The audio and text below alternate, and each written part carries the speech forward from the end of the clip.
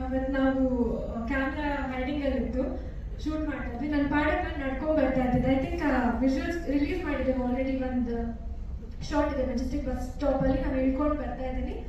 ನನ್ನ ಪಾಡಕ್ಕೆ ನಾನು ಬರ್ತಾ ಇದ್ದೆ. ಬಟ್ ನಾವೆಲ್ಲರೂ ಕೇಳಿದ್ದೀವಿ how dangerous Majestic can get ಅಂತ. ಅವತ್ತು ನನಗೆ ಎಕ್ಸ್ಪೀರಿಯನ್ಸ್ ಆಯಿತು.